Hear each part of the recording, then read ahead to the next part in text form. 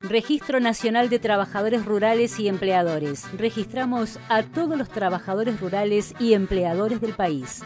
Entregamos la libreta de trabajo rural y garantizamos el acceso a la seguridad social. Brindamos prestaciones por desempleo. Fomentamos y ofrecemos capacitaciones a los trabajadores y empleadores.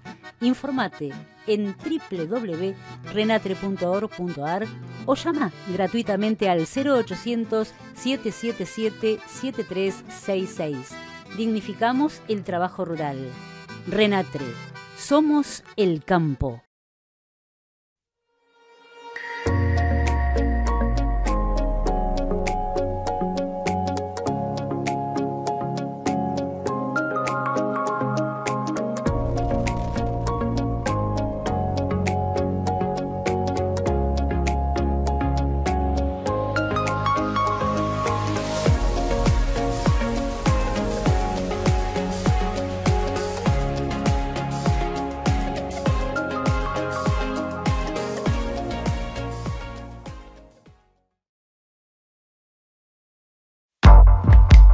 Seguimos, caminamos, avanzamos.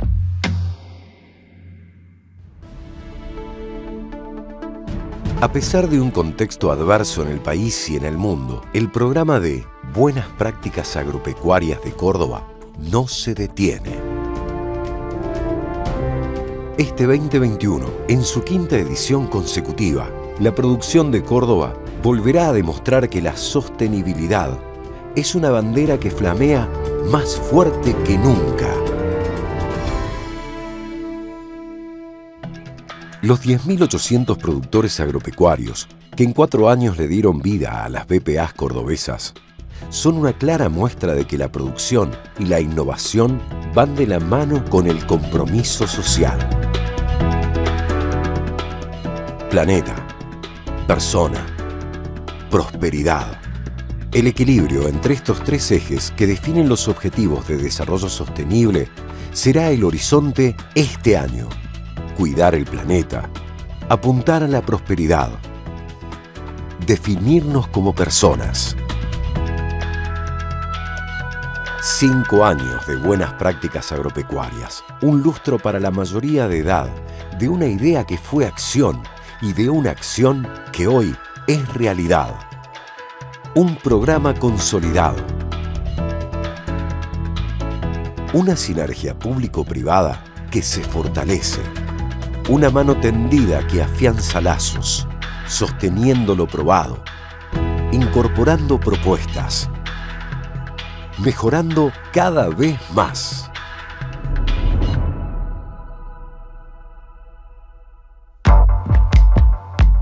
Tenemos otro desafío en puerta, una nueva oportunidad para demostrar de lo que somos capaces, con responsabilidad, cuidándonos, pero cumpliendo con la premisa de producir alimentos y ser el gran motor que empuje hacia adelante.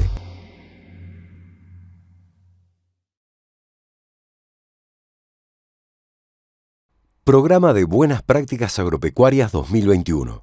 Ministerio de Agricultura y Ganadería. Gobierno de la provincia de Córdoba. Bueno, bienvenidos nuevamente los viernes de Buenas Prácticas. La verdad que un gusto después de haber recorrido ya varios meses que venimos realizando esto, Rodrigo, y hoy que nos ha tocado la conducción del evento, ya que María Sol no nos va a acompañar y Pablo tampoco. Así que, bueno, les damos la bienvenida a todos los que están participando en este momento. Vamos a continuar con la segunda clase del módulo Maquinarias, pero antes, como siempre, hacemos la apertura institucional y en este caso lo vamos a invitar al doctor Luis Nasso González, subgerente de Asuntos Jurídicos del RENATRE, para que dé la bienvenida y nos diga sus palabras de aliento. Bienvenido, doctor Luis Nasso González.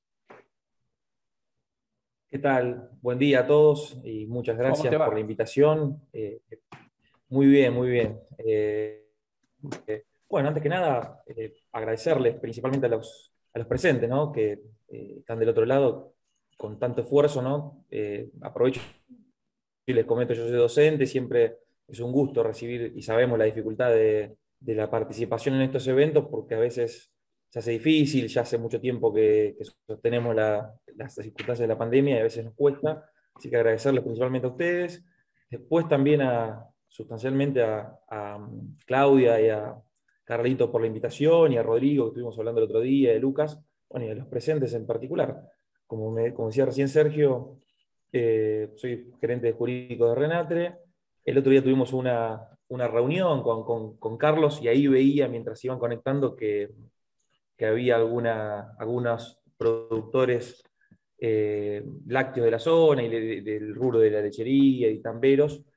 Y justo el otro día me pedían que preparáramos algunas palabras iniciales con algunos minutos, y que me apuntara específicamente al sector tambero, principalmente al contrato de asociación tambera, que siempre, y tiene una tradición histórica, siempre ha generado alguna interpretación, dificultad, sutileza a la hora de encuadrar ese contrato, porque se dan situaciones donde muchas veces el contrato se aplica de una manera, y al momento de algún reclamo por parte del trabajador, por parte del tambero asociado, se le da una interpretación distinta a la que por ahí las partes estaban buscando al aplicar la figura de la ley 25.169. Con lo cual me pedían Carlos y Claudia el otro día, me decían, bueno, fíjate de hablar un poco, comentar en los términos del espacio o del breve tiempo que tenemos, cómo funciona la responsabilidad, sobre todo de ese contrato, cómo funciona cuando se plantea alguna responsabilidad laboral y sobre todo de la seguridad social. De hecho, el organismo Renatre trabaja, es un subsistema, un organismo que actúa dentro de la seguridad social rural, así que nosotros como organismo también somos parte de esa función, o tenemos injerencia en ese contrato, en ese aspecto.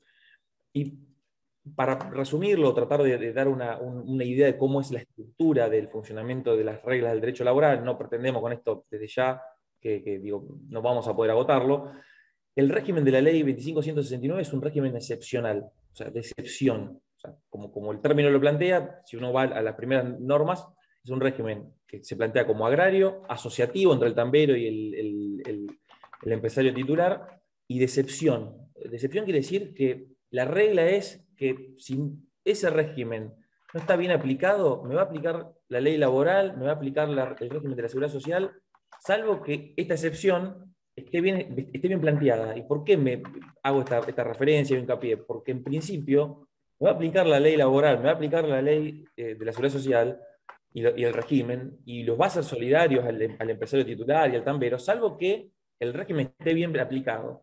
Y hay una serie de cuestiones a tener en cuenta ahí, porque si nosotros vamos específicamente a la ley de trabajo agrario, al artículo 12, vamos a la ley de contrato de trabajo tradicional, a la cual la ley del régimen agrario remite supletoriamente en el artículo 29, en el artículo 30, y si vamos a las disposiciones del régimen de la ley 26.063, que es el régimen de los recursos de la seguridad social, nos va a pasar que cuando aparezca, para esas leyes, que haya una persona trabajando en un establecimiento, ya hacen presumir los efectos de la ley laboral, como le decía antes, y de la ley de los recursos de la seguridad social.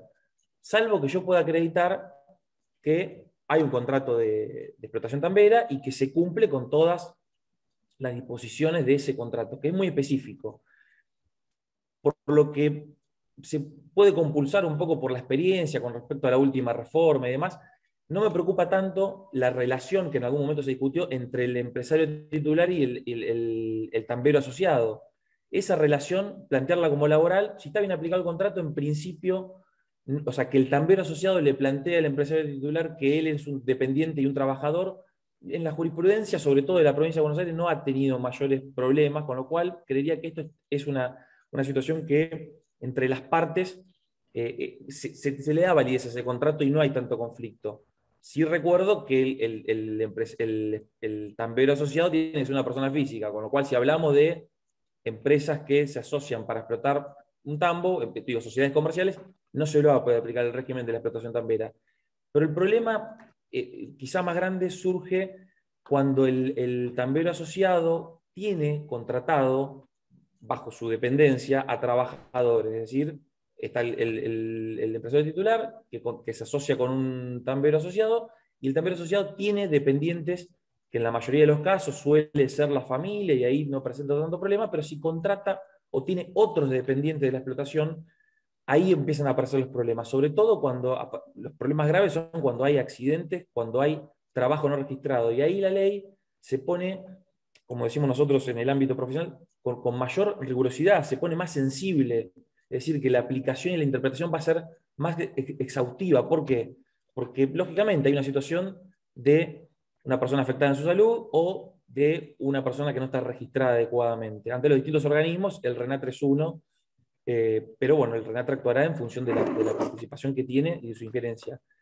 Pero lo que quiero un poco resaltar y ir, como para ir redondeando un poco la idea, es que en esos casos, muchas veces cuando no hay registración, el contrato de intermediación o contrato de asociación tambera, cuando el intermediario, es decir, cuando el tambero asociado no cumple con esos requisitos de registración adecuada, tener incluso una solvencia determinada para cubrir una contingencia laboral o para una cuestión de trabajo no registrado, seguramente habrá que ver, esto es a paño general, lógicamente esto no es no pretendemos con esto trasladar una visión sesgada, porque hay que ver en cada caso. Hay productores que cumplen todo muy bien y a veces por el lado de la justicia o por el lado del planteo que se hace por el lado de un trabajador, por ahí hay cierta subjetividad, como a veces pasa que hay productores que, digo, y en esto siempre lo destacamos, es injusto para el que cumple, siempre hay que tener uno al lado que incumple.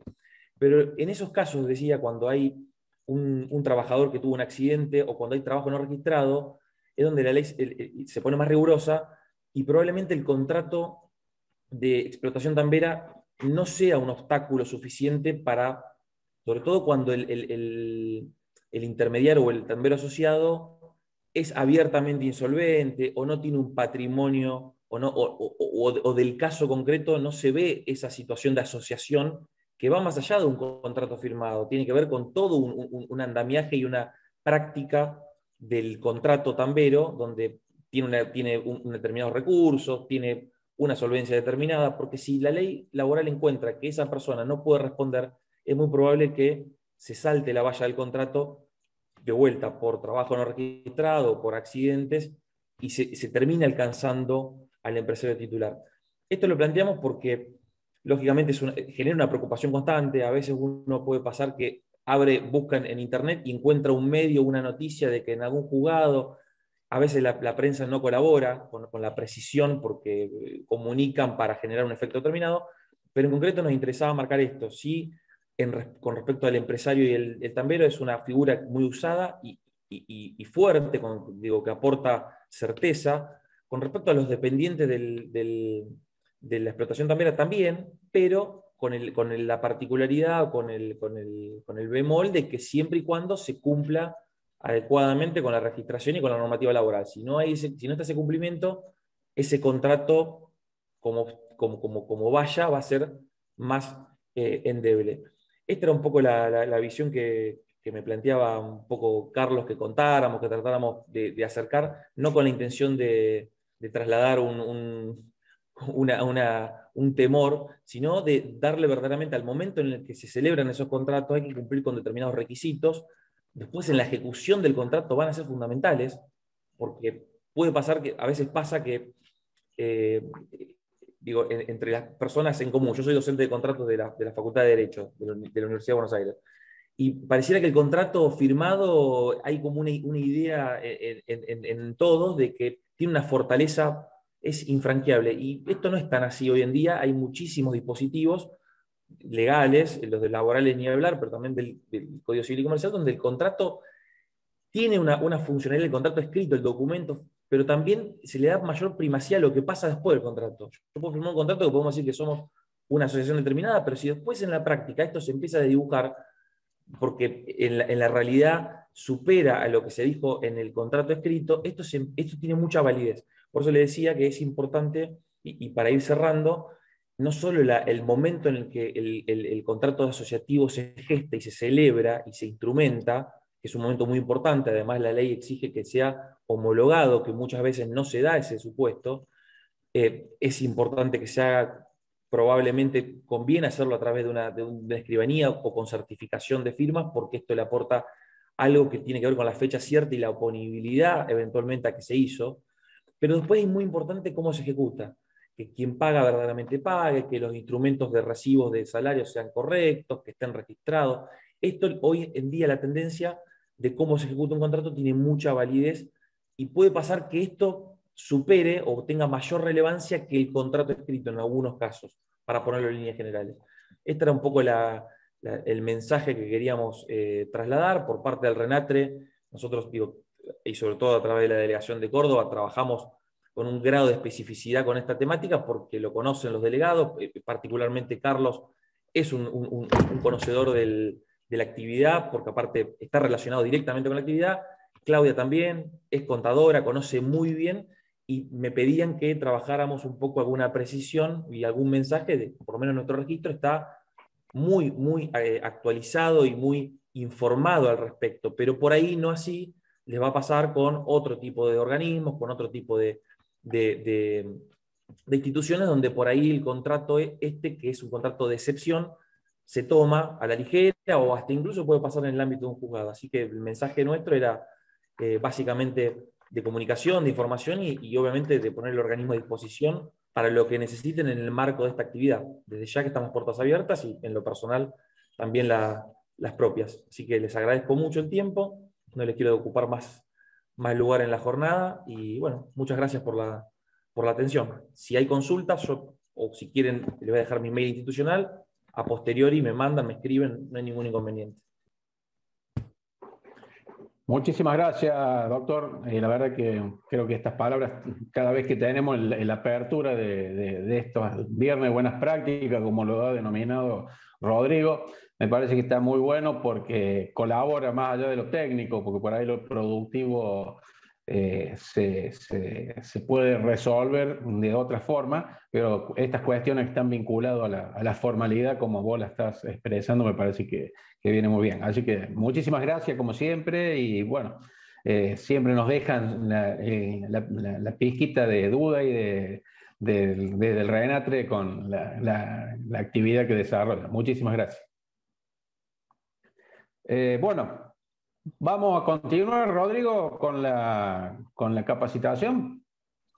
Así es, simplemente te quería pedir un minuto para aclarar con respecto al programa provincial de buenas prácticas. A partir de esta charla, que es el 1 de octubre, y las 2 jornadas que quedan, que van a ser el 15 y el 22, estas tres capacitaciones van a acreditar para el programa de BPA 2022, ¿no? Ya que en el día de ayer cerró el programa 2021 y en este momento está en revisión. Simplemente quería aclarar eso a los participantes que son usuarios del programa de la provincia de Córdoba. Bueno, muchísimas gracias, Rodrigo, la aclaración.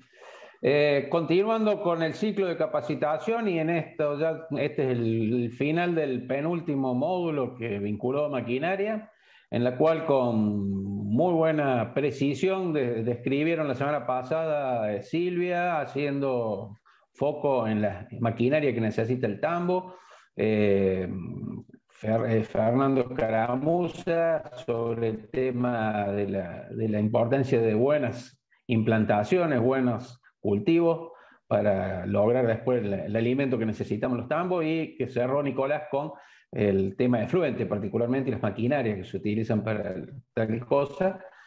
En esta oportunidad, para este viernes de buenas prácticas, 1 de octubre, lo vamos a tener en primera medida a Federico Sánchez y en segunda instancia a Gastón Urrezza Valía.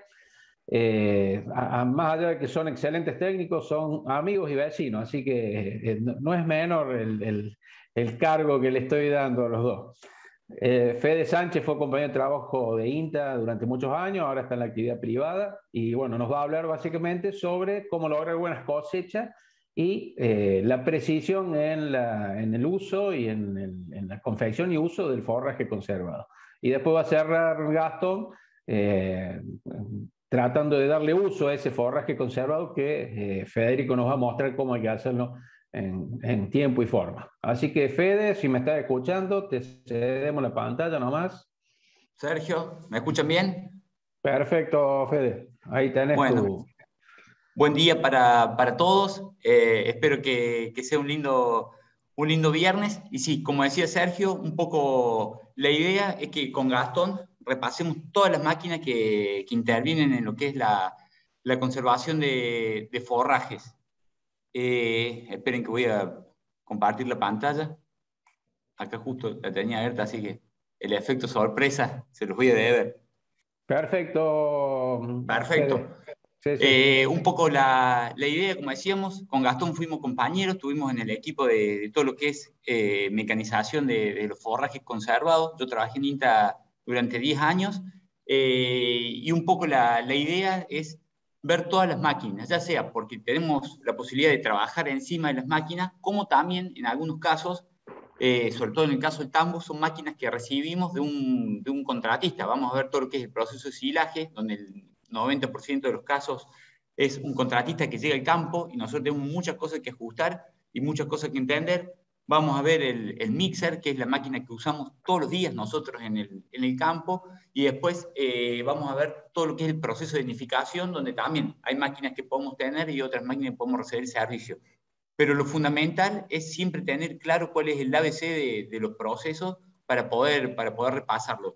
Esta primera parte le llamamos silajes inteligentes, que un poco la idea de por qué silaje inteligente, bueno, para tratar de aprovechar todo el equipamiento que tiene una picadora, que hoy la picadora que tenemos en Argentina, y siempre fue así, es la misma que hay en Estados Unidos, la misma que hay en Europa, la máquina es exactamente la misma. Entonces, si nosotros la aprovechamos al máximo, y de eso va a depender de la tecnología y proceso que pongamos nosotros en el campo donde recibimos la máquina, nos va a ayudar a disminuir el kilogramo de materia seca que estamos produciendo, que es justamente el principal costo que tiene cualquier sistema tambero. Siempre el 60-65% de los costos es el sistema de alimentación, y el silaje, sobre todo el silaje de maíz, repercute normalmente en el 60% de las dietas. Lo primero que tenemos que hacer es entender cómo funciona la picadora. Los órganos básicos. Tenemos distintos tipos de cabezales, de acuerdo al cultivo. Este es el cabezal de corte rotativo, que corta y traslada el material hacia el embocador, que es el que utilizamos para maíz y para sorgo. Tenemos el recolector pick-up, que es el que usamos normalmente para los cultivos que necesitan pre-oreo. Un corte directo, que es para los cultivos de fina, por decir, este es para gruesa, y el Dires Dick es para los cultivos de fina, que también se cortan en forma directa, como puede ser los cereales de invierno, trigo, cebada, centeno, y después tenemos un típico cabezal maicero que podemos hacer silajes de espiga. Esto es el punto de recolección. Acá comienza el silaje, acá comienza la cosecha, y pasa a lo que es la alimentación. Básicamente tenemos el sistema de alimentación, que son estos dos rodillos, donde el material ingresa. Estos son los que hacen que el material ingrese. Estos dos traseros son los que sostienen el paquete para que trabaje este rotor picador, que es el que tiene las cuchillas, y en conjunto con esta contracuchilla que ustedes ven acá, es la que produce el proceso de picado. El material pasa, en el caso de maíz y sorgo, todo el material pasa por los crackers, que son los quebradores de granos, el expulsador que lo saca por arriba de la jirafa, y ahí va el carro forrajero. Esos son los puntos: alimentación, sistema de picado, quebrado de granos, expulsión. Y esto nos va a ayudar a entender cada punto que tenemos que hacer. Si nosotros vemos esta máquina y la misma Jaguar, por ejemplo, que se vendía hace 20, 25 años atrás, la esencia de la máquina es lo mismo.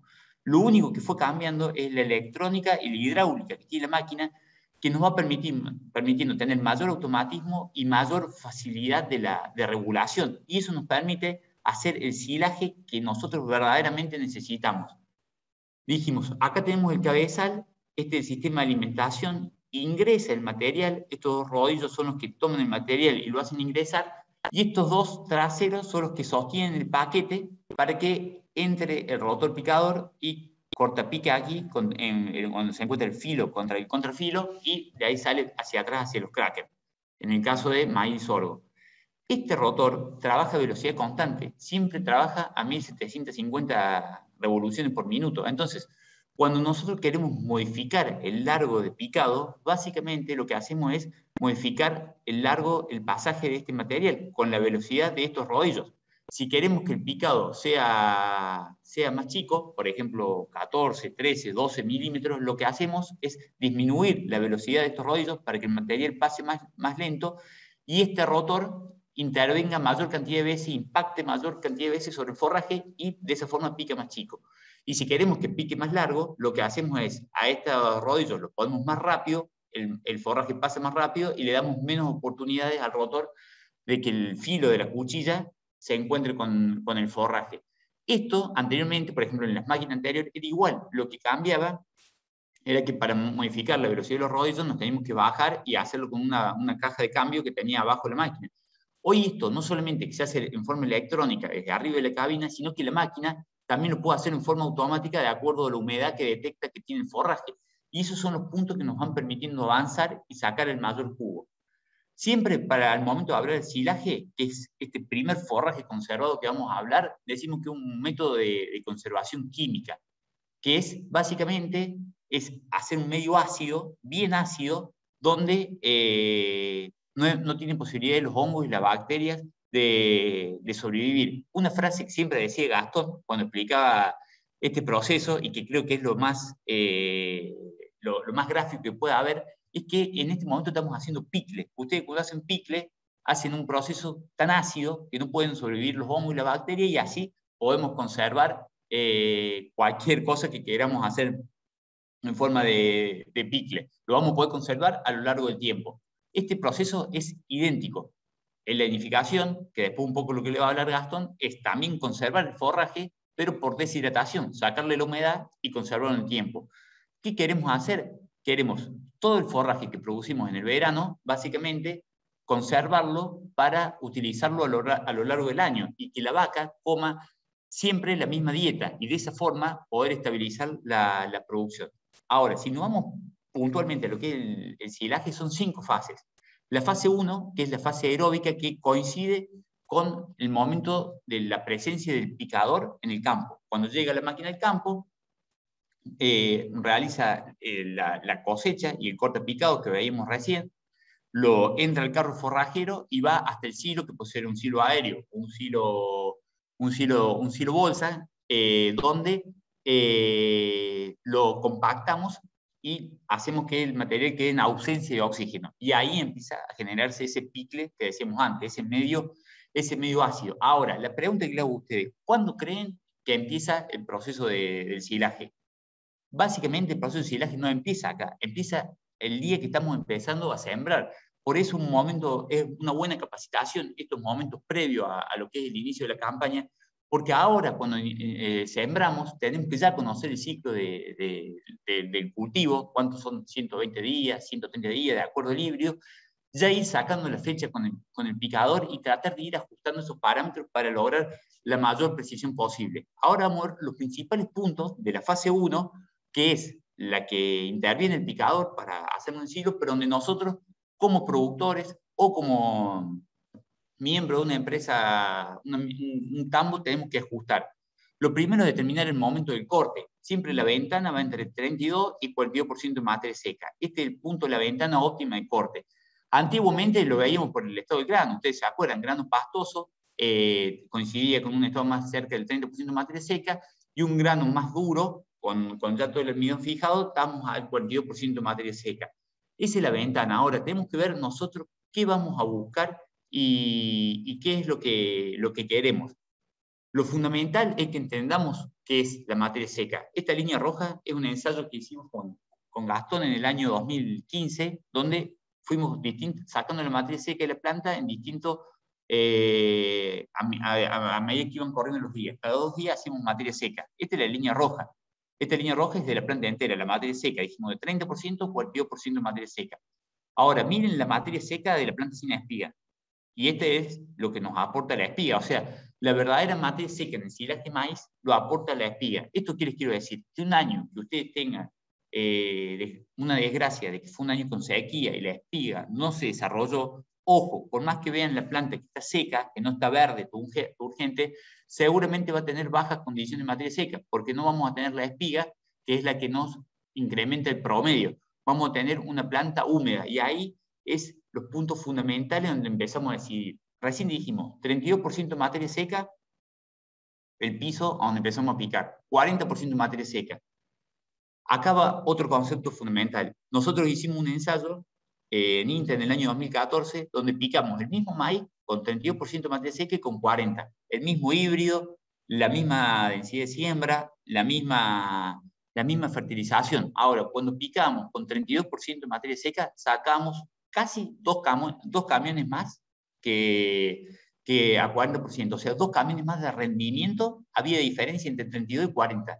¿Saben qué eran esos 2 camiones de más que sacamos? Esto, agua. Agua que estábamos sacando del lote, llevándolo, trasladándolo primero, que esto tiene un costo de acarreo, y metiéndolo en la bolsa para que dentro de la bolsa esa agua haga todo un lavado de fluentes y se lleve no solamente que nos genere putrefacción, sino que se lleve todos los nutrientes. Entonces, este es un punto fundamental. Siempre tenemos que no picar en el principal apenas arranca esta ventana, sino que tratar de ir a 35% de materia seca como mínimo para evitar esos problemas. Otro punto fundamental que tienen que conocer, ya les han dado todo lo que es la capacitación de agricultura y precisión en las cosechadoras. Bueno, la picadora también genera mapa de rendimiento, y esto lo tienen todas las picadoras de serie. Entonces son cosas que las tenemos que conocer, y está bueno si lo podemos exigir. No solamente que nos mide el rendimiento, sino que nos mide la materia seca que estamos picando. Y eso también es un punto fundamental, porque nos permite, por ejemplo, si estamos en un lote que tiene alta materia seca, o sea que un maíz que está seco, y necesitamos, eso nos puede generar problemas para que sea más difícil compactarlo, lo que podemos hacer es bajar la altura de corte para aprovechar la humedad que tiene la planta en la parte basal. Pero son correcciones que podemos hacer teniendo la información. Por eso siempre es importante conocer que estas máquinas todas tienen monitor de rendimiento, y lo que es importante es que el carro tenga balanza. Así como cuando se empezó a trabajar con las cosechadoras, que había que calibrar el monitor, esto es exactamente lo mismo, y así como era necesario en ese momento tolvas con balanza para sacar los datos, bueno, ahora también necesitamos carros forrajeros que tengan balanza para poder calibrar los monitores. Conociendo esto, es lo que vamos a determinar lo que es el silaje de maíz. Nosotros tenemos que tratar de aumentar la productividad al máximo y sacarle el mayor provecho a ese maíz que tenemos en el lote, que cada kilogramo de materia seca de silo que producimos nos trate de dar la mayor eficiencia cuando lo convertimos en carne o en leche. El silaje de maíz proteico no es un gradiente proteico, porque es un cereal. Es un elemento fibroso, que para que sea fibroso va a depender del largo de picado que nosotros elijamos, y también va a ser energético, que para que sea energético va a depender de muchos factores, como primero que tenga una espiga de buen tamaño, segundo que esa espiga haya completado el llenado de grano, y tercero que lo podamos quebrar con los quebradores de grano, porque si el grano lo dejamos entero no se va a digerir a nivel ruminal y va a pasar directamente en la bosta. Esta es la foto que tenemos que entender. 30% de materia seca, nos paramos acá. Tenemos mucha agua dentro de la planta, y a su vez tenemos bajo, esta línea roja es el almidón, que es el llenado del grano del maíz. Y si vemos, todavía le falta recorrer un camino. Entonces, si nosotros picamos acá, tenemos el problema que estamos metiendo mucha agua, estamos trasladando mucha agua, estamos lavando el silo, y a su vez no estamos aprovechando el almidón. Si tenemos, por ejemplo, que picar un maíz que rinde 80 quintales, 100 quintales, 90 quintales, ese rendimiento lo va a encontrar acá, a partir de 36, 37, 37% de materia seca, que es donde ya se terminó de llenar el grano. Si ese maíz de 100 quintales lo picamos acá, normalmente no vamos a cosechar 100 quintales, vamos a cosechar mucho menos. Entonces, acá es donde tenemos que hacer foco, acá es donde tenemos que trabajar, acá es donde tenemos que sacar el turno cuando sembramos el maíz, para tratar de aprovechar al máximo y transformar ese silaje en mayor carne, mayor leche. ¿Qué significa tener un silaje con buena productividad? Y que capaz que nos van a hacer falta picar menos hectáreas para producir la misma cantidad de carne de leche. Un punto fundamental que vemos es cómo ha evolucionado el forraje en las máquinas para poder procesar esos granos. Antes, cuando hace 10 años, se picaba en esta zona porque los granos no había mucha posibilidad de procesarlos. Si bien teníamos cracker, no se procesaban bien. Entonces, para tener un grano que esté lleno, pero que quede entero y que la vaca no lo va a digerir, preferíamos hacer esto, no resignar un poco de almidón, pero asegurarnos un forraje que nos sirva. Bueno, lo que ha cambiado son los crackers. Los crackers, que son esos rolos que van detrás del rotor picador, lo que han hecho, primer punto, aumentar el diámetro. Entonces, pasar de 196 milímetros de diámetro a 250, aumenta el área de contacto, le aumentamos la velocidad diferencial, le aumentamos el número de dientes y lo hicimos más agresivo. Y eso nos permite procesar mucho mejor la fibra. Ahora, un punto fundamental, que en algunas zonas ya no se discute, pero en otras sí, que este también es un ensayo que hicimos en el año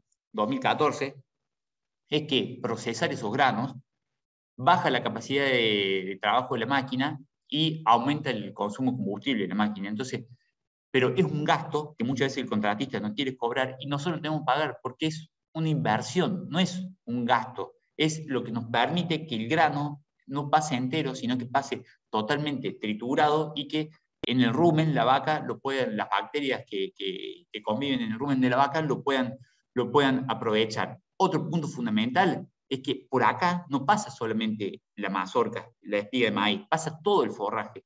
Entonces, si el contratista quiere hacer un buen trabajo, lo que va a tener que hacer es ir más despacio, ir a 5 km por hora, 4 km por hora y no ir a 7 u 8. Entonces, ¿para qué? Para bajar el flujo de forraje y tener mayor impacto, hacer un mayor quebrado de los granos. Y todo eso tiene un costo operativo para el contratista que nosotros siempre lo tenemos que evaluar. ¿Y cómo es la forma de evaluarlo? Estando presente en el campo para ver si se está quebrando bien el grano. Si no lo evaluamos, no vamos a poder pedirle. Y tampoco nos sirve evaluarlo cuando el contratista ya terminó el trabajo, porque ya no lo podemos corregir. Es como hacer una autopsia para ver de qué murió, de qué se murió. Tenemos que hacerlo en el momento justo para poder corregirlo. Esto es un poco lo que le decía, ese ensayo que hicimos en INTA Manfredi, picando 30% de materia seca y a 40% de materia seca. Obviamente a 40% de materia seca logramos mayor megacalorías y eso hace que el silaje sea más energético y aprovechemos al máximo. Entonces, y esto es solamente esperar unos días más. Entonces, no es otro cambio más que eso y hacerlo en el momento oportuno y tenemos que empezar a ser precisos. ¿Qué tecnología tenemos hoy? Fede, bueno, hoy sí. Aguanto una... Fede, preguntas sí. Y consideraciones que va poniendo la gente. Martín hace un comentario que con Cracker están cobrando 5% más por hectárea, que vos hablabas un poco del costo. ¿Eso es así? ¿Cómo lo estás viendo vos que andas por todos lados? ¿Esos valores coinciden con lo que dice Martín? Eso, primer punto, es decir, nosotros veíamos recién lo que le sale al contratista. Va a variar primero con el rendimiento, porque decíamos recién, el flujo de forraje cambia mucho en la capacidad de partir la máquina. Entonces, un maíz de alto rendimiento, de más de 40 toneladas de materia verde, por hectárea va a costar partirlo mucho más que uno de 25. Entonces, hay que ver sobre qué maíz y segundo sobre qué costo. También depende de la zona, los contratistas tienen una variabilidad de precio impresionante. Algunos te cobran 12.000, estoy tirando algunos números de la campaña, 13.000 pesos la hectárea, más 1.500 el metro bolsa, y ese 5% hay que ver sobre qué está. Lo que siempre tenemos que evaluar es el momento, cómo lo vamos, el impacto que nos va a hacer. Si nosotros el maíz que estamos picando está por debajo del 35% de materia seca, 34% de materia seca, o sea, grano pastoso, yo le diría que no hay mucha diferencia y que ese 5% sería caro. Ahora, si está por encima del 35% de materia seca, que es donde verdaderamente la máquina tiene que partir y trabajar, la máquina le cuesta ahí y eso sí tiene un costo y ese 5% sería el correcto. Pero lo importante es que siempre hay que pelear ese precio, pero no podemos dejar de hacerlo porque si no partimos ese grano sale directamente en la bosta de la vaca. Yo creo que acá el concepto que hay que rescatar con el aporte de Martín y con lo que decís vos es básicamente que a pesar de que hay que asumir que hay un costo mayor, digamos, pero se diluye después en el costo general de la producción, que vos lo explicaste con lujo de detalle en las filminas anteriores. Entonces, me parece que ese 5% más que Martín seguramente tiene los números hechos fino, porque seguro es productor y debe estar haciendo sus números diariamente para bajar los costos en este contexto que por ahí tiene la lechería de altibajos permanentes. Entonces, lo importante es entender y comprender lo que vos explicabas, que la calidad de producto o de mercadería que uno está sacando para después realmente aumentar la productividad del sistema, que me parece Tal que cual. eso que es el gran concepto. Tal cual. Acá Martín también hace otra pregunta. Disculpa, Fede, ¿cómo? No, escucho. Sí, Martín te hace otra pregunta con respecto al sorgo, dice. ¿Conviene usarlo? Dice que le dicen que el porcentaje de rotura de grano no es mayor al 40%. Esta es una pregunta realmente.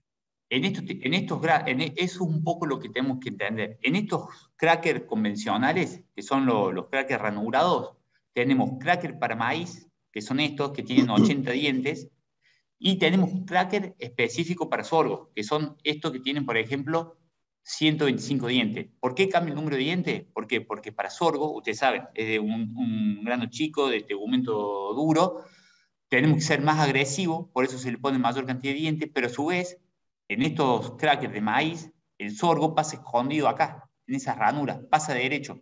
Entonces, si utilizamos un cracker de maíz para quebrar sorgo, el trabajo es muy malo. No vamos a tener un partido mayor al 30%. Ahora, si usamos un cracker de sorgo para un silo de sorgo, el trabajo va a ser muy bueno y vamos a tener un 80% de quebrado. Eso se los aseguro.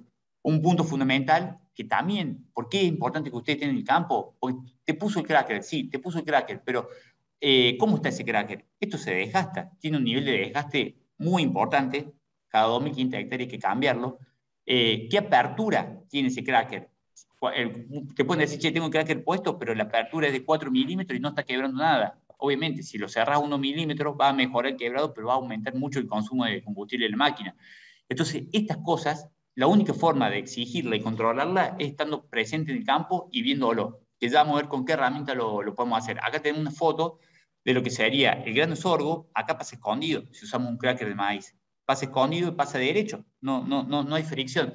Entonces, acá lo que tenemos que hacer, una de las alternativas, que estos crackers están presentes en Argentina desde el año 2015, son crackers que no son lineales, sino que son con estas estrías, y lo único que hacen es aumentar la agresividad, aumentar mucho la agresividad para aumentar el quebro de grano. ¿Qué ventaja nos trajo estos crackers a Argentina? Primero, que en maíz quiebran cualquier tipo de maíz. Hasta esto es un ensayo de INTA Manfredi con 50% de materia seca, totalmente seco, o sea, ya estaba con humedad, pero como si estuviese para cosecha, y miren el nivel de quebrado de los granos, sumado que genera una laceración sobre la fibra que hace que tenga mayor digestibilidad a nivel ruminal.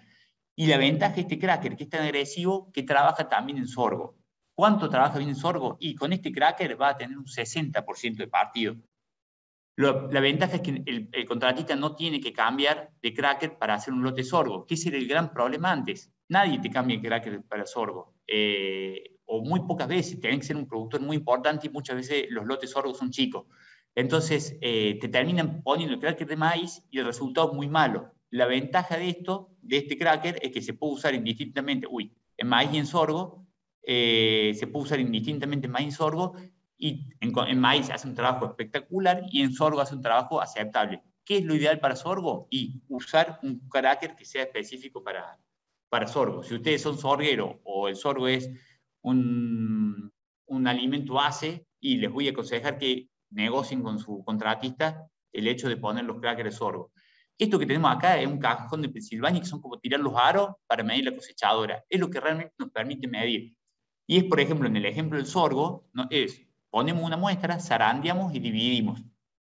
Esto nos permite ver qué fibra larga hay, qué fibra real tenemos y cómo está el quebrado de los granos. Cuando nosotros evaluamos un montón como esto, es muy difícil saber, sobre todo en sorgo, cómo es el nivel de quebrado, porque vemos algunos granos que nos confunden. Entonces, poder utilizar estas zarandas que valen 8.000 pesos de madera, las venden en San Vicente, y las podemos usar para toda la vida, y después vamos a ver que lo usamos en el mixer, nos permite ver bien cuál es el porcentaje procesado y exigirle al contratista en ese momento. Esto lo tengo que usar campo para ajustar cualquier concepto. Esto un poco para que vean también lo que son las pérdidas. Acá siempre medimos las pérdidas de la cosechadora cuando erra el chorro. En Estados Unidos, cómo se usan estos camiones de contenedores, sobre todo en California, porque no pueden contaminar con polvo, pero hace que disminuyan las pérdidas.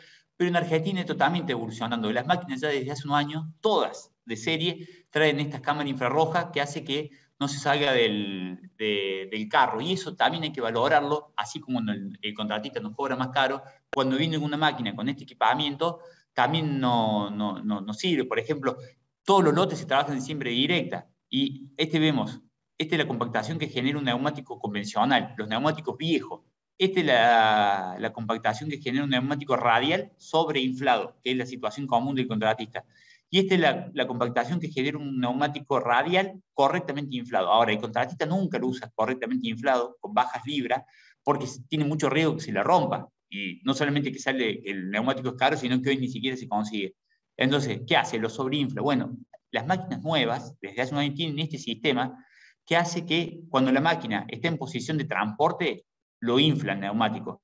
Y cuando la máquina abre el cabezal y está en posición de trabajo, lo desinfla. Entonces, aumenta el área de contacto, disminuye la presión sobre el suelo y compacta menos y flota más en el caso de ser un suelo con falta de piso. Ni hablar de lo que es la telemetría. Ya tuvieron todo lo que es agricultura de precisión, en la explicadora lo mismo. Toda esta información se ve en tiempo real desde un celular y es lo que tenemos que aprovechar. Todo eso es la fase 1, que es el momento de la decisión de campo. El mensaje es, che, viene la explicadora, tenemos que estar en campo, tenemos que medir y tenemos que ajustar, porque sí, lo que hacemos acá, nos va a quedar un año a nosotros en el campo. Entonces es el único momento de corregir.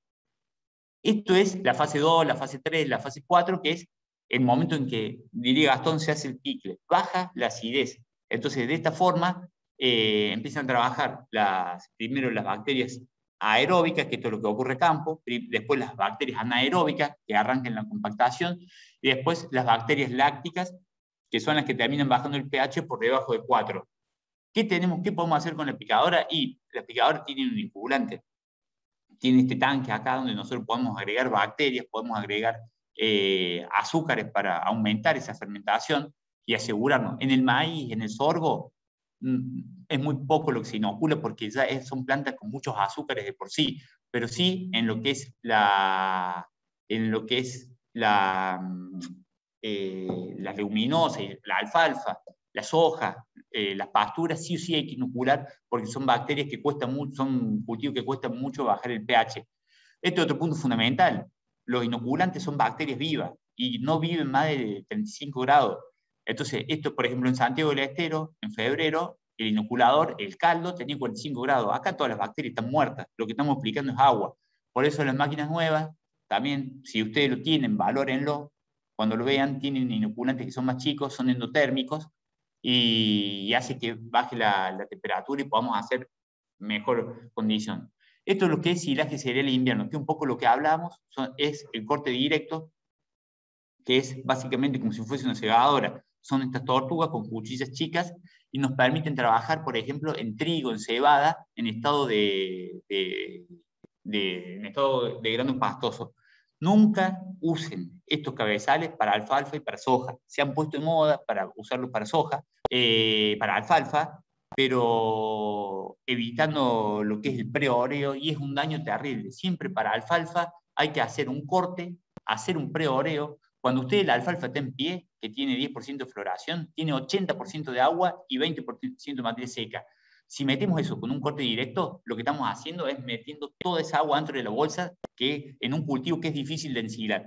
Entonces, sí o sí en alfalfa hagan un corte con la segadora, dejen que se oree un poco, que pierda unos puntos de humedad, que logre un poco más de materia seca, y después vamos con la picadora, con el recolector pick-up. Es interesante también el uso de los rastrillos giroscópicos, que también está creciendo mucho en lo que es silaje, pero siempre hay que evitar esto, en lo que es silaje de alfalfa, hagan el corte y eviten el uso del rastrillo porque hay que evitar la incorporación de tierra. Entonces, o usen un rastrillo giroscópico o regulen bien el rastrillo estelar si lo van a usar.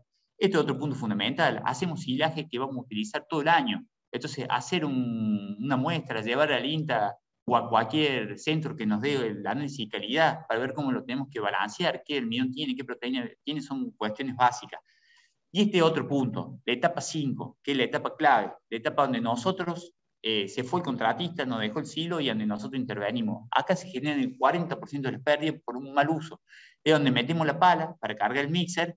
¿Y qué hacemos? Muchas veces usamos mala pala, rompemos la estructura original del silo y se reoxigena. Y cuando se reoxigena, ¿qué pasa? Se empieza a podrir, empiezan a activarse los hongos y las bacterias aeróbicas que la habíamos eliminado con la compactación, le damos la oportunidad y empieza a pudrirse, y el silo empieza a tomar fiebre. Un silo, acuérdense de esto, siempre tiene 35, 36 grados, como la temperatura de un ser humano, 36 grados. Ustedes vieron que hace poco, gracias a Dios ahora no tanto, nos tomaban la fiebre a cada lugar que entrábamos. Bueno, esto tenemos que hacer nosotros en campo, tomarle la fiebre al silo. Si el silo tiene 37, 38, 39 grados, está teniendo fiebre. Eso es porque está habiendo algunos procesos que son indeseados, y esos procesos indeseados es pudrición. Y esa pudrición no solamente que genera micotoxinas, sino que esos hongos están consumiendo los azúcares que nosotros queremos que lleguen a la vaca. Y esta es la etapa posterior, que es el uso del mixer, que es un poco lo que vamos a usar de nexo para darle el pase a Gastón, y donde nosotros el mixer sabemos que trabaja los 365 días del año. Las bolsas, ¿dónde las vamos a armar? Por ahí pensamos también, como recién hablamos de lo que era el gasto del quebrado de los granos, muchas veces tenemos en cuenta el costo de acarreo. Bueno, hay que elegir un lugar del campo que sea alto, que sea de fácil acceso y empezar a trabajar en patio de comidas a largo plazo. Las bolsas siempre hacerlas cerca de este lugar, los rollos tenerlos almacenados siempre cerca de ese lugar. Si tenemos la posibilidad que sea cerca del galpón, que la pala recorra la menor cantidad de metros para cargar el mixer. Esta máquina trabaja los 365 días del año y trabaja bajo cualquier condición, bajo barro, bajo frío, con calor. Entonces, empezar a trabajar con terrenos consolidados, estos son puntos clave que hace a la eficiencia, hace al confort del operario, hace a cuestiones básicas que tenemos que empezar a manejar, y solamente lo que tenemos que hacer es ser ordenado, planificar, y que este lugar a su vez esté cerca de los comederos para que el recorrido sea el menor posible y bajemos el consumo de gasoil. Siempre decimos que cuando hablamos de mixer tenemos un poco de raciones. Una, la que formula el nutricionista, que le pagamos el asesoramiento. Dos, la que reformulamos nosotros, porque nos quedamos sin algún silaje de pastura, entonces lo reemplazamos con speller, o cambiamos porque nos cambian las condiciones. Aumentó el precio del maíz, entonces uso menos maíz porque lo voy a vender. Después tenemos la que prepara el mixer, y cuarto es la que come el animal. Bueno, para ser eficiente, la 1 tiene que tratar de ser lo más parecida a la 4. Tenemos muchas luces rojas que se nos prenden por problemas, malas prácticas de almacenaje de heno, que ahora va a hablar Gastón, mal manejo de los hilos que veíamos recién, incorrecto orden de carga en el mixer, sobremezclado, falta de cuidado y mantenimiento. Estos son puntos fundamentales. Estas máquinas trabajan todos los días del año, entonces tenemos que buscar la máquina que realmente se ajuste a nuestro sistema productivo. Tenemos que buscar palas que lleguen, que sean acordes para el mixer que nosotros vamos a trabajar. Y un poco acá empieza la disyuntiva, es decir, mixer horizontal o mixer vertical, que es un poco el mercado es 50% para cada lado. Bueno, básicamente en Argentina, miren la cantidad de acoplos mixer que tenemos. Si no encontramos el que realmente se adapta a nuestras necesidades, porque estamos buscando mal.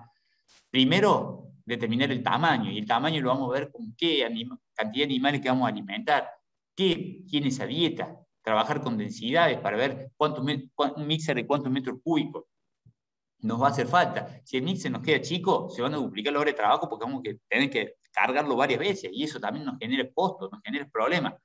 Y si es demasiado grande, no lo vamos a amortizar más. Pero esto es un poco lo que nos va a definir el primer punto de lo que es qué mixer vamos a usar. ¿Qué no vamos a usar? ¿Vamos a usar rollos? Bueno, seguramente vamos a ir a un trozador de fibra. ¿Vamos a usar megafardo cuteado? Y por ahí podemos ir a un horizontal. Un poco, cómo es la dieta nos va a definir qué mixer queremos. Queremos trabajar con un rollo entero y sí o sí vamos a tener que ir a un mixer vertical. Ahora, acá tenemos también ser prolijos. Colocamos el mixer, retiramos las trabas, lo hacemos girar. ¿Para qué? Para que pierda la circunferencia, y una vez que perdió la circunferencia cilíndrica, ahí sí colocamos las trabas que son estas trabas que vemos acá, para que estas cuchillas empiecen a cortar. Esta es la contracuchilla, y ahí empezamos a hacer el trozado. Si nosotros de entrada le ponemos las trabas y lo hacemos girar, seguramente el mixer se va a trabar, y esto nos genera un consumo de gasoil, que con Gastón lo hemos medido innumerables veces, y con Juan Giordano en Inter Rafaela, que siempre nos hacía consumir entre 200 y 300 centímetros cúbicos más de gasoil por rollo. Si multiplicamos la cantidad de rollos que desmenuzamos el año, nos queremos morir. Y eso también está bueno medirlo. Hoy tenemos mixers horizontales que también trozan rollos, es una alternativa. Y después tenemos los mixers horizontales convencionales, que son solamente mezcladores y no podemos poner fibra de más de 6 centímetros de largo. Entonces eso significa que el heno que usamos o lo pasamos previamente por una moledora, o lo pasamos por... o viene de un rollo megafardo con cúter.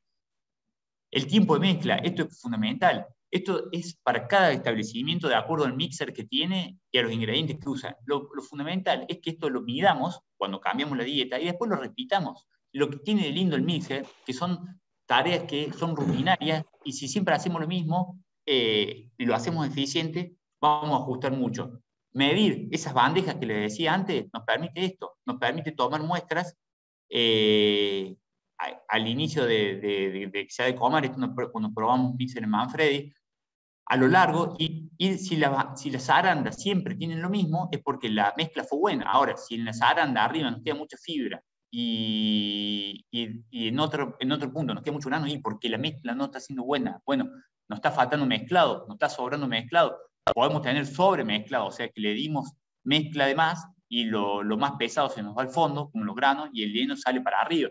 Entonces, lo importante del concepto que se tiene que llevar siempre, hay que medir y en base a eso ver qué decisiones tomamos. Y este es un punto fundamental. Dijimos, el tractor trabaja las 365 días del año, lo que es un mixer. Mantenimiento. Y esto es lo que realmente nos permite ser eficientes y bajar los costos. El consumo de combustible y lo que es el mantenimiento es cuando tenemos un buen control. Entonces, decimos siempre hacer fichas, tener en cuenta lo que son los cambios de aceite, tener en cuenta lo que es el mantenimiento, nos va a hacer renegar menos y nos va a hacer ser mucho más eficientes. Esto es un relevamiento que hicimos una vez alrededor de Inter Rafaela, y esto es lo que encontramos. Los filtros mal tapados, lo que hablamos antes de los rollos, colocarlos cerca del patio de comida, no hacer que el mixer tenga que hacer 1000 metros con el rollo cargado, 700 kilos en el eje delantero, que después cuando vemos estos maltratos, vemos tren delantero destruido. Esto se paga y tiene un costo, y a su vez no solamente un costo para la empresa, sino que genera también que el trabajo no lo podamos disfrutar de hacer lo que realmente nos gusta. Entonces, esto es un punto fundamental. Así que bueno, le doy el paso a Gastón para que agarre la posta y nos hable un poco de todo lo que es el proceso de nidificación, que es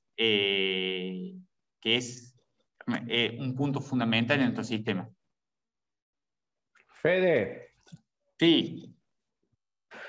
El último mensaje, así después ya cerramos con Gastón en la última parte de la capacitación de hoy. Pensando en que hay que ser más precisos, que lo has dejado perfectamente expresado en toda la disertación, los sistemas productivos tienen que ser cada vez más competitivos para poder seguir subsistiendo. No les queda otra. ¿Qué mensaje le estás dejando a este público en particular que está pensado en el operario? Está pensando en la gente que está a las 24 horas del día en el campo, porque viven en el campo la mayoría, que están en el día a día y que incluso hasta para estar en estos viernes buenas prácticas, digamos, tienen que tomar, algunos hasta lo ven en diferido, muchos, de acuerdo a la información que tiene la organización, le está llegando a muchísima gente esta capacitación, no solamente a los que están presentes hoy. Así que me gustaría que le dejaras como cierre un pequeño mensaje a esa gente que te está escuchando y que te va a escuchar seguramente en las próximas horas. Básicamente el mensaje que trabajo en equipo, futuro asegurado. La empresa depende de todo el equipo, y por eso nosotros acá con Gastón dijimos, bueno, vamos a mostrarle todas las máquinas que intervienen en el proceso productivo en el tambo. Y como vemos, hay muchas máquinas que son de un tercero que viene y nos da servicio, y donde nosotros tenemos que estar preparados para sacarle el jugo al costo, porque recién hablamos un 5% más el cobro del cracker. Bueno, pero también tenemos que decir, che, vienen haciendo las bolsas, ¿dónde la vamos a hacer? Porque eso lo vamos a definir entre nosotros para que después lo vamos a usar todo el año. Preparemos ese terreno para recibir el contratista y que el lugar sea el correcto, alto, con buen piso. Y esas cosas dependen, ustedes son los ojos muchas veces de la empresa que están en el lote por la actividad que le toca hacer. Entonces, acá va en doble sentido. Por un lado, lo que es aumentar la eficiencia para bajar los costos de la empresa y hacer que la empresa sea más rentable y más eficiente y más saludable. Y por el otro, mucho, sobre todo, por ejemplo, cuando hablamos del mixer, tiene que ver con el confort del trabajo. Entonces, muchas veces ser ordenados y poder medir y ser más estructurado en algunas cosas hace que el trabajo sea más simple. No solamente baja los costos, sino que nos ayuda mucho en el día a día. Muchísimas gracias, Federico. Excelente apreciaciones finales. Te luciste con el mensaje, la verdad que es muy, muy bueno. Así que ahora le vamos a dar el pase a Gastón, que ahí ya está sonriendo. Ni que nos conociera por los tres. Con el audio, con el micrófono. No, para nada. Está con el micrófono apagado, así que prende el micrófono, Gastón, y ya te escuchamos para dar tu parte y el final de este módulo de maquinaria, que es el penúltimo que ya tenemos. Les voy adelantando que las próximas clases van a ser el 15 y el 22 de octubre, ya que el 8 es el día de toda la gente que nos está escuchando hoy, que son los trabajadores rurales, aparte de ser un feriado nacional. Bueno, primero les agradezco otra vez estar siempre en contacto con INTA y en esta relación que hacemos permanente con los amigos, digamos, del sector, digamos, siempre con las empresas, con el INTA, con los productores, siempre compartiendo y aprendiendo permanentemente nosotros de todos los demás jugadores también, ¿no? La idea es contarles un poco cuáles son los puntos claves en la nidificación.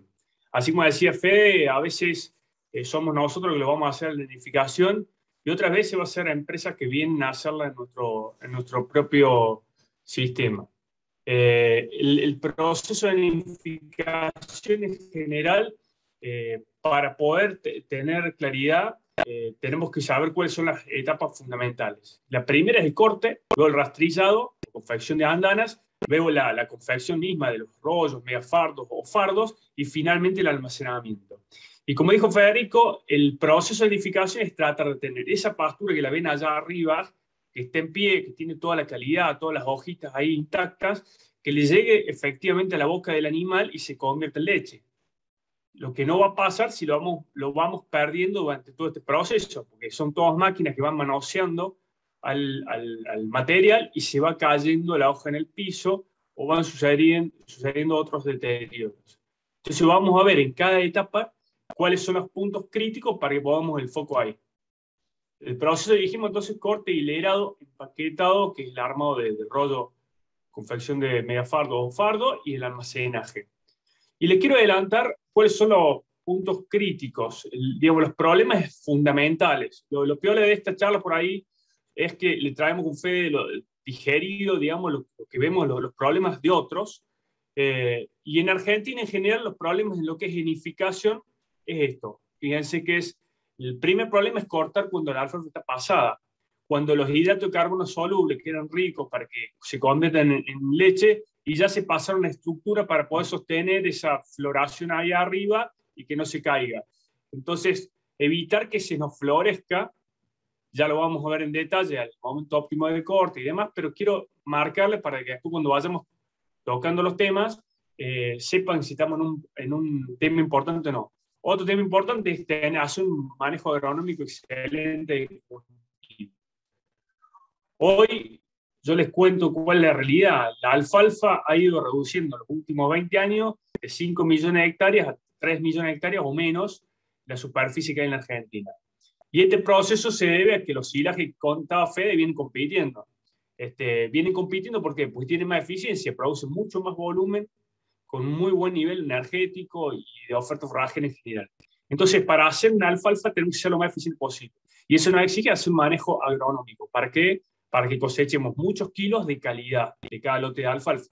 Entonces, la segunda situación que hay que evitar y que se da en Argentina también mucho es lotes enmalezados que tenemos que evitar para no meter mala calidad en el bocado que le va a llegar al animal.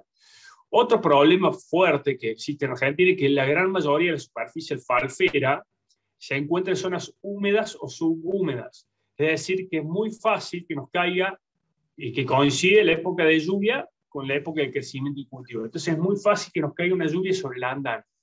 Y ese es uno de los factores que más baja la calidad del heno.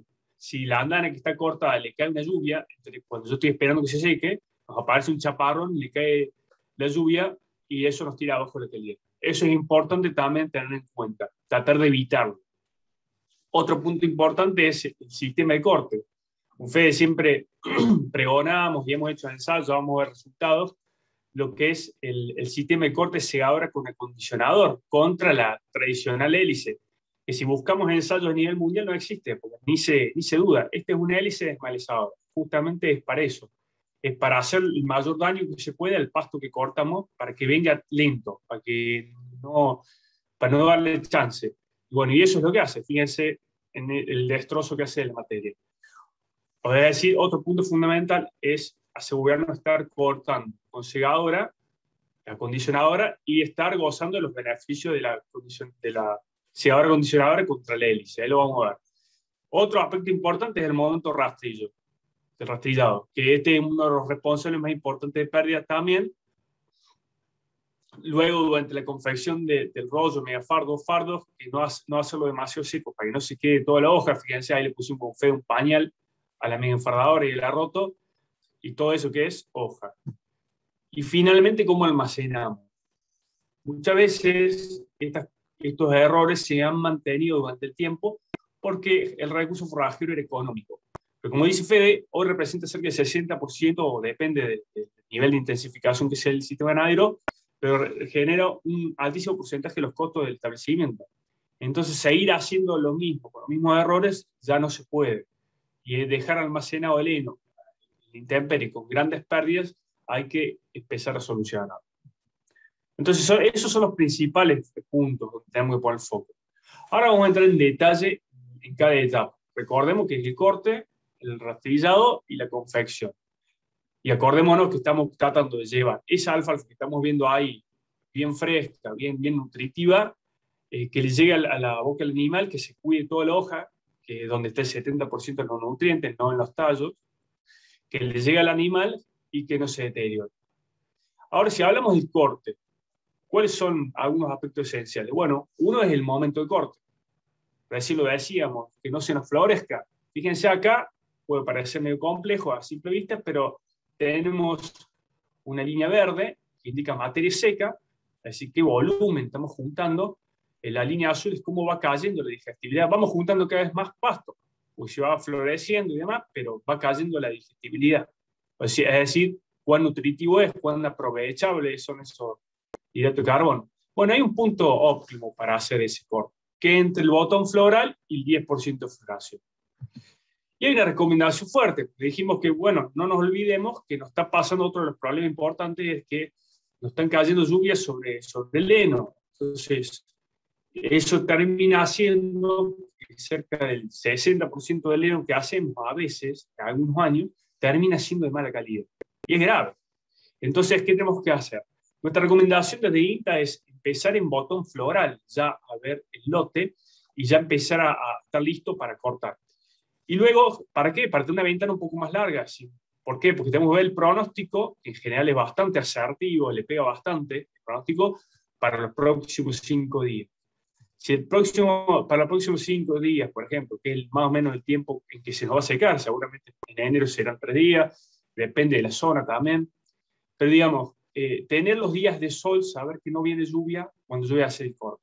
¿Qué pasó si yo vengo al botón floral y veo que aparece, hoy es el primer día, el tercer día aparece una lluvia? Y bueno, yo no voy a poder cortar, pero estoy en el botón floral, tengo todavía soga hasta llegar al 10% de floración. Sería un problema si yo voy al 10% de floración y veo que de acá 2 o 3 días hay una lluvia y de acá 7 días hay otra lluvia. Entonces, tratar de manejarme con más margen. empezar en botón floral por este motivo, por el tema de la frecuencia de lluvias, y para poder acomodarlo en un momento fenológico, es decir, un momento de la pastura que todavía no está florecido, y a la vez cuando no venga lluvia por delante. Fíjese, esta foto la pongo porque esto nos pasa mucho. Cayó lluvia, no se pudo avanzar, se aceleró, se hicieron algunos rollos para terminarlos, pero otros quedaron, otras hileras de pasto cortadas, de alfalfa cortadas, quedaron en campo, y fíjense, ya viene todo el rebrote y la pastura sigue allí porque le cayó una lluvia y encima hubo que esperar más días para cortar, para confeccionar. Entonces, eso, viendo el pronóstico del tiempo y empezando temprano, lo podemos evitar. Otro aspecto, aparte, el segundo aspecto, lo que es corte, es el instrumento de corte. Recién decíamos, la hélice desmalezadora, que es un sistema que tiene dos rotores grandes, cuchillas largas, que generan un corte poco preciso. Estamos buscando precisión y eficiencia. No es el instrumental, sino el instrumental es una barra de corte como la que vemos aquí. Fíjense, una barra de corte que copia muy bien el terreno, va apoyada sobre patines, se le da la carga, la flotabilidad que corresponde según el terreno, y tiene cuchillas cortas, más finitas, y que logran una velocidad de giro, o sea, de impacto contra el cultivo mucho mayor. Entonces tenés un filo más neto y una mayor fuerza de impacto. Estas son sistemas de corte por impacto, igual que las hélices, logran hacer un corte más efectivo. Entonces el sistema de corte nosotros lo comparamos, porque en Argentina está costando, hoy debemos estar cerca del 55% todavía cortado con hélice, y es algo que tenemos que erradicar. Dijimos con Fede, hagamos un ensayo que muestre números, que muestre que esto no es biología, filosofía que hacemos de INTA, porque sí, no, son todas cuestiones que tienen impacto económico. Entonces comparamos y hicimos pasadas de hélice, luego de segadora, luego de hélice, luego de segadora, y luego comparamos en cada parcela, comparamos las pérdidas y los distintos efectos. Encontramos tres beneficios fundamentales, ¿sí? O sea, cortar con segadora y condicionadora tiene tres beneficios fundamentales. El primero es el rebrote rápido, que vamos a encontrar en una segadora, después de haber cortado con la segadora, respecto a después de haber cortado con la hélice. ¿Eso por qué? Fíjense lo que ocurre. En las imágenes superiores está el corte realizado con la hélice. Fíjense el rebrote, cuando volvemos a los 10, 15 días, está recién ahí tímido. ¿Por qué? Porque se genera un montón de espacios de desgarro. En vez de hacer un corte neto, hace un desgarro, un arrancado. Entonces, son todos espacios donde la planta tiene que gastar energía, y gastar energía significa gastar los nutrientes que yo quiero que lleguen a la boca del animal. Tengo que gastar energía en cicatrizar. Entonces, cuando vuelvo a los 15 días, todavía, mira, termina de cicatrizar y recién pudo hace un poquitos días empezar a generar nuevo forraje. Fíjense cuando hacemos el acondicionado. No es un corte que es con tijera, fíjense, tiene algunos flecos o mínimos, pero no es este desgarro que genera la hélice. Y fíjense la diferencia del rebrote. Entonces, esa diferencia de rebrote va a hacer que tengamos un corte más al año. Vamos a lograr un corte más al año, y eso es volumen de producción. Ahí está de nuevo, en detalle, cómo queda el efecto con cada una de las máquinas, con el segador y con la hélice. Nosotros, cuando le pusimos número, nos dio 7% más de producción al año. ¿Qué es esta curva? Bueno, la curva roja es la producción que tuvimos en cada uno de los cortes cuando medimos con la segadora. Y la curva celeste es cuánta producción tuvimos con la hélice. Parece poquito la diferencia a lo largo del año, pero finalmente un 7%. Y ya van a ver que este efecto se junta con otros beneficios que tiene, y termina teniendo un impacto muy importante haber cortado con segadora, con acondicionador, que con hélice. El segundo efecto, aparte del rebrote, es el repicado. Fíjense cómo son las cuchillas de la hélice. Encima se le ponen más elementos para que sea más dañina, para que la maleza no vuelva tan rápido. Esta es una cuchilla gruesa que gira a menor velocidad que la de la segadora, y este filo se pierde mucho más rápido al ser más grueso de materia, la cuchilla. Esto genera, aparte, del rebrote más lento, como vimos recién, cortes menos netos, genera que una hélice al tirar el material para un lado y la otra para el otro, lo vuelve a cortar y genera repicado. ¿Ven todo lo que vuela aquí? ¿Ven que es hoja y pequeños tallos? Y si el 70% de los nutrientes está en la hoja, y todo esto cuando pasa el rastrillo o el recolector de la rotofradora, la megafradora, va a quedar tirado en el piso, pues no lo va a poder recoger, es material muy finito. Estamos dejando en el piso una cantidad de material que vamos a ver, fíjense qué dramático que es con la hélice. Cómo queda material tirado, y ese material es en su gran mayoría hoja. Y cuando le pusimos número con Fede, lo medimos, en la hélice tuvimos un 13% promedio de pérdida. En cambio, de ese tipo de pérdida. En cambio, con la segadora tuvimos solamente 4,6. Es decir, que triplicó la pérdida en la hélice contra la segadora en esto, en lo que es repicado, que es un material que después no lo puede recoger el recolector, y encima la mayoría es de hoja. Entonces, nos está generando un efecto importante benefactor la segadora. Y el tercer beneficio que tiene la segadora, que por la forma de entrega de material permite que atrás aparezcan estos rodillos, que son los acondicionadores. Esos rodillos fuerzan a pasar el material. Esta es una magia que hizo Fede cuando agarramos esta diapo. Ahí el material es forzado a pasar por esos acondicionadores que tienen que estar bien regulados para que la luz sea baja y que realmente veamos que se quiebra el tallo. Y ese efecto es el de quebrar el tallo. ¿Por qué es importante quebrar el tallo? Porque el tallo es un elemento voluminoso que le cuesta perder agua. ¿Y por qué tenemos que lograr perder agua rápido? Fíjense, aunque no conozcamos, o sí, pero podemos repasarlo, ¿qué pasa cuando cortamos, en este momento inicial, cortamos la pastura? Inmediatamente van a ver la línea verde, deja de fotosintetizar.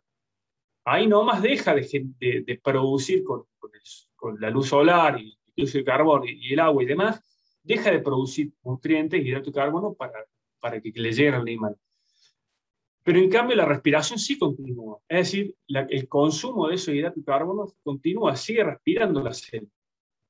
Fíjense que cae mucho más lento, que es la línea roja.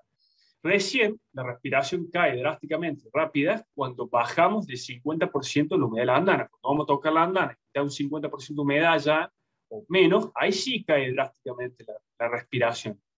Entonces, ¿cuál es el objetivo? Si el objetivo dijimos que es conservarlo por seco, para que no respire la célula y para que no haya actividad microbiana. Y bueno, la idea es que se seque lo más rápido posible. Entonces, el acondicionador nos va a hacer la diferencia. Vamos a lograr que los tallos, estos rodillos, quiebren los tallos. Fíjense que el aspecto es que es como que si uno toma un tallo, tiene que ver que va haciendo quiebres, le va a generar nuevas vías de escape de humedad a la planta. Entonces, si repasamos los beneficios, que es el segundo aspecto, dijimos primero, acordamos, era cortar el momento oportuno. Y el segundo, una buena máquina de corte y bien regulada. ¿Y que tiene estos tres beneficios? La hélice ahora. Un corte neto, un menor repicado y un rápido deshidratado, que hace que tengamos más nutrientes al final del proceso. Y nosotros cuando le pusimos números económicos, para ver que esto no era filosófico, nomás como le decía, logramos 1.772 kilos más por año de materia seca por hectárea. Por haber cortado con hélice, con segadora, contra haber cortado con hélice. Y en lo que es nutrientes, logramos 557 kilos más de proteína por hectárea, que son nutrientes directos que entran a la boca del animal, y 5.200 megacalorías, es decir, mucho más proteína, mucho más energía. Que llevado a litro de leche son 1.425 litros más de leche por hectárea por año. Se dan cuenta que tiene impacto, cada cosa que hacemos tiene impacto económico directo. El último punto en lo que es corte es el modo de corte. Bueno, ¿cómo hacemos? Yo ya tengo la segadora acondicionadora. O tengo la hélice, pero me preocupo por afilarla bien, entonces ya ahí por lo menos el corte es neto, aunque todavía me pierdo los otros dos beneficios del repicado del menor repicado y el acondicionado. Yo tengo el sistema de corte. Ahora, ¿cuáles son los cuidados? Bueno, uno de los cuidados importantes es la altura de corte. Comúnmente manejamos el puño de altura, pero siempre hay que mirar el rebrote también. El rebrote basal, tratar de no afectarlo cuando realizo el corte, para que la planta pueda venir más rápidamente. La flotación es cuántos kilos están apoyándose sobre la barra de corte y no sobre las ruedas. Cuanto más apoyo sobre la barra de corte, va a ir copiando mejor el piso. El tema es que si exageramos, ahí vamos a ir generando un magullado, un pisado de la planta o directamente descalce de plantas con una vida útil mucho menor del alfalfar. Entonces, se dice que en promedio son 50 kilogramos de carga por hectárea. Lo que hay que hacer es simplemente también hacer una pasada y revisarlo. Todas estas regulaciones comúnmente se hacen la primera vez y después simplemente se va controlando de que no haya habido alguna modificación. Las cuchillas bien afiladas, eso es clave. Si nosotros no tenemos las cuchillas bien afiladas, estamos haciendo un corte similar a lo que hace el hélice, un desgarro. Eso que veíamos, un corte neto contra un corte de desgarro, bueno, eso no va a pasar. Las cuchillas tienen que estar siempre bien afiladas. Y si no, el reemplazo de la misma. El horario de corte es clave hacerlo mañana, luego que se levanta el rocío. Si lo hacemos antes de que se levante el rocío, vamos a estar metiendo toda esa humedad a la andana. O sea, vamos a demorar el secado. Recordemos que queremos que se seque rápido, para que no se consuma el hidrato de carbono, no se consuma la energía que queremos que lleve el animal. Entonces, si queremos que se seque rápido, no metamos esa humedad del rocío adentro de la andana, entonces esperemos que se levante la humedad del rocío, pero lo hagamos después, inmediatamente después que se levante la humedad del rocío, para aprovechar todas las horas de sol. Si yo cortara la tardecita, ¿qué va a pasar? Se va a secar más lento, porque ya viene la noche, y toda esa hora de noche va a estar respirando, gastándose los hidratos de carbono. Entonces, el momento de corte, a la mañana, después se levanta el rocío. La cantidad de forraje que cortar es importante para chequeando el pronóstico, que nosotros vayamos a poder hacer el rollo, o el megafardo, o el fardito, que es la máquina que después vas a ir, más tarde vas a ir. O sea, no cortar de más para que quede ahí el temperie expuesto a las lluvias. Y regular los chapones posteriores se refiere al ancho de la andana. Ahí lo vamos a ver. Los chapones posteriores hay máquinas que permiten mayor regulación y menos. Mientras más abierto lo logre tener, la pastura se va a secar mucho más rápido.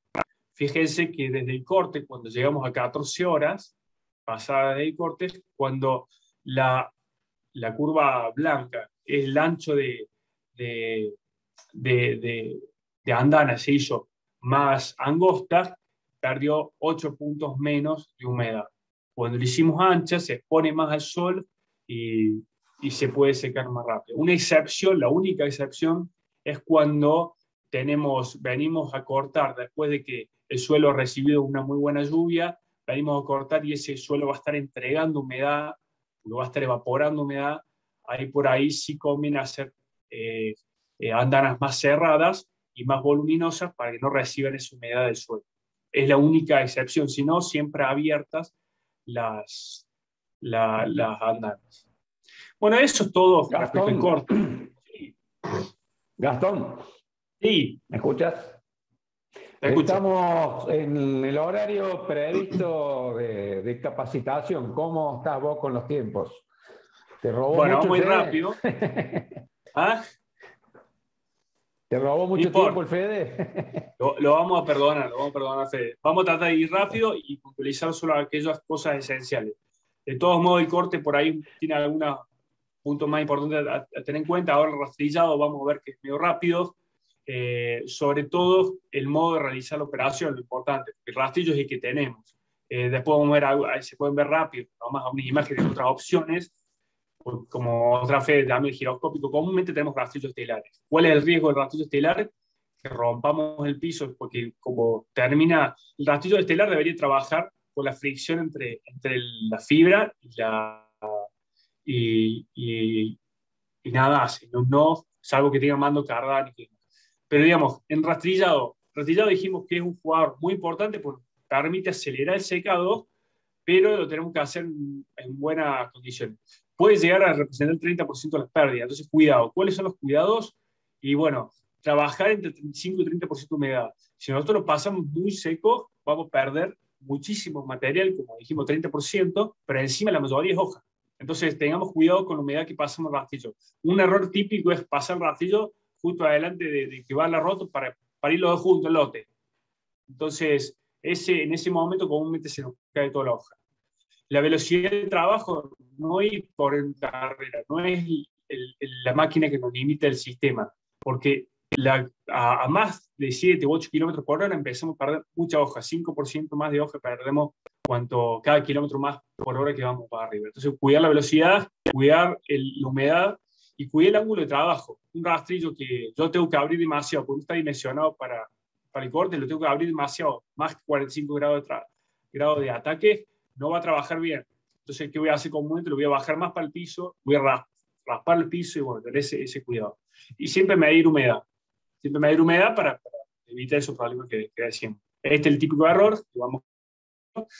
Después ir viendo que nos quiere confeccionar una buena andana, porque una andana que quede así, con un hueco en el medio, va a generar este tipo de rollo, que es un defecto. Una andana bien confeccionada pareja va a permitir generar rollos adecuados. Y el instrumento del hilerado, dijimos, hay distintas opciones. Están estos giroscópicos. ¿Por qué el giroscópico es tan bueno? Que lo levanta el material y después ya lo lleva en el aire.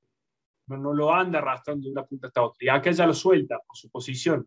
Los dientes se ponen al costado y ya suelta el material. Bueno, esto es lo mejor. Son cosas que hoy son como de la NASA para nosotros en Argentina, porque Foto tiene un sistema que levanta el material y le hace un trapo.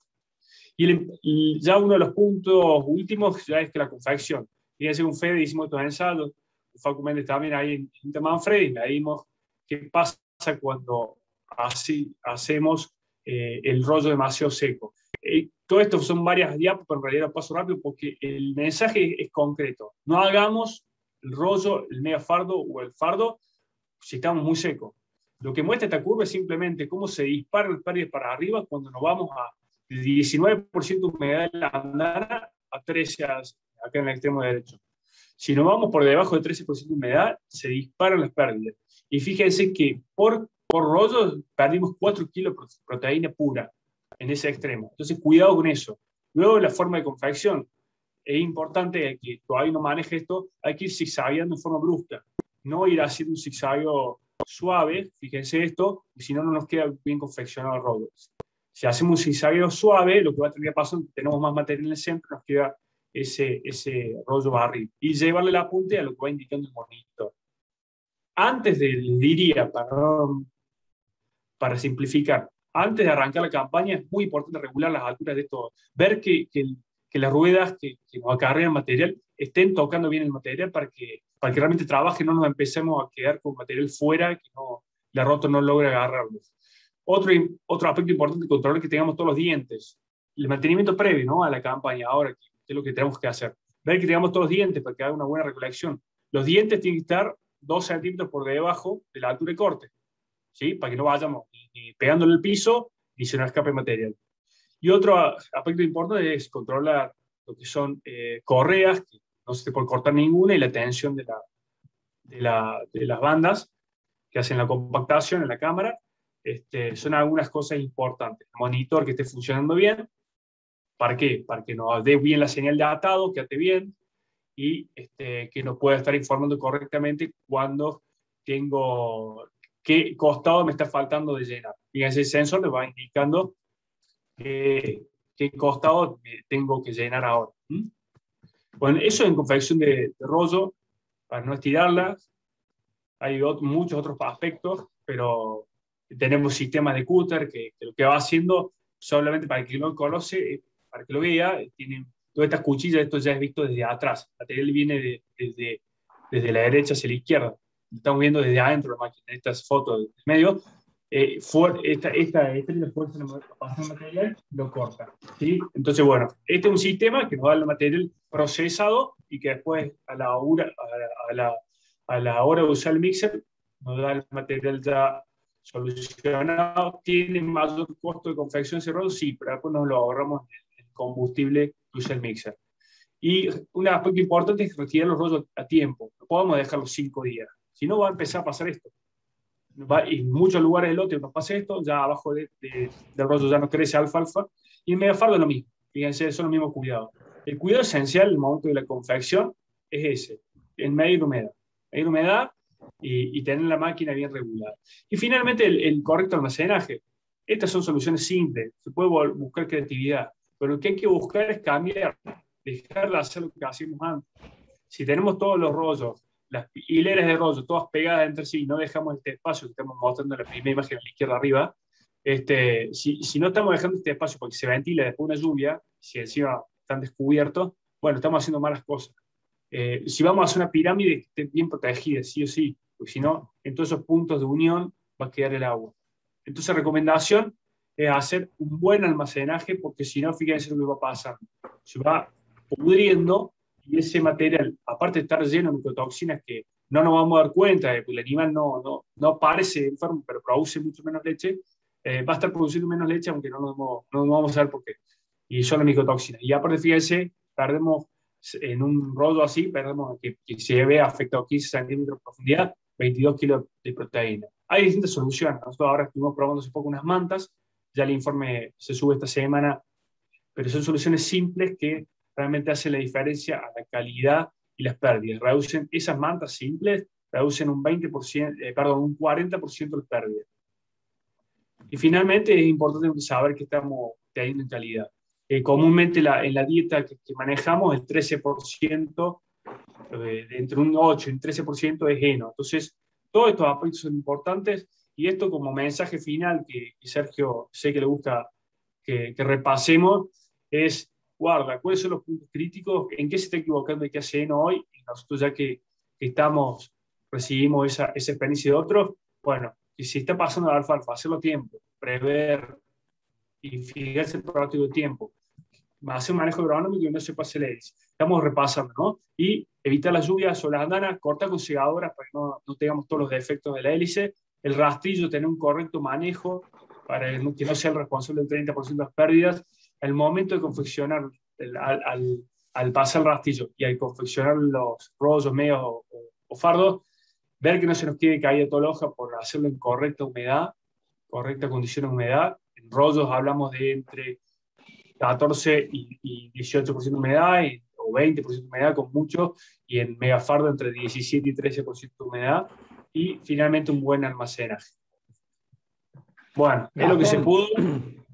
Sí. Está bien, hay un comentario y una pregunta. Un comentario respecto a una persona que dice que tiene una hileradora con peine Sode, que la tiene sin lona, y dice que el desparramado le queda a los 5 metros de corte. No sé si querés hacer algún comentario al respecto. El desparramado le queda 5 metros de ancho. A 5 metros de corte, sí, del ancho de corte, sí. Bueno, o sea, si el corte está quedando muy ancho, entonces se refiere a la hilera de corte está quedando muy ancha, eso es positivo, y luego con el rastrillo se hace trabajo adecuado para la confección de la gavilla final, para que la protoenfardadora mega o enfardadora no pase y genere un rápido secado. Una gavilla bien abierta genera el mejor beneficio por un rápido secado. Y la pregunta de Carlos de Ballestero dice ¿cuál es la humedad ideal para la confección del heno de alfalfa? Bueno, la humedad ideal, esto no va a pasar siempre, es difícil. Hacer heno y alfalfa implica estar sobre el heno, y comúnmente hay que hacerlo de noche. El momento ideal es el atardecer a la noche, cuando se reviene el cultivo. Lo ideal es dejar que la fibra se seque bien, que esté muy seca, y luego ya con la humedad rocío confeccionar ese heno. Si es semi-enfardadora, como es de una cámara más compacta y tiene menos pérdidas, se puede trabajar hasta el 13% de humedad, o sea, bien seco, de 13% de humedad, arrancar a la tardecita y dejar de trabajar al 17-18% de humedad. Si a veces vemos que viene una lluvia ahí cerca o nos falta terminar el lote, podemos trabajarnos 2 o 3 puntos más, por ejemplo, hasta 20% de humedad, pero saber que el megafardo es de alta densidad, tiene una alta compactación, la humedad que dejemos adentro va a ser difícil que salga. Y puede tener problemas de pérdida de calidad por generación de hongos o hasta el ardido. Entonces, pero en general, ¿cómo se manejan los productores? Que es una solución que está aprobada también de INTA. Si estoy terminando el lote y me quedan algunos que van a ser un poco más húmedos, entre 17 y 20% de humedad, por ahí también se los puede hacer si yo sé que esos son los megafardos o rollos que voy a consumir en los próximos días.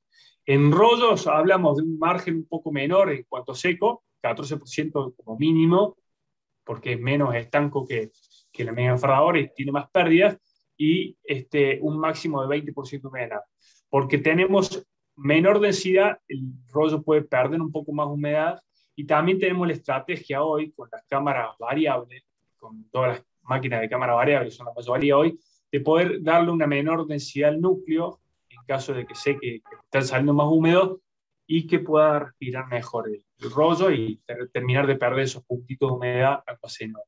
Comúnmente, en el almacenaje termina estabilizándose en 15-16% de humedad.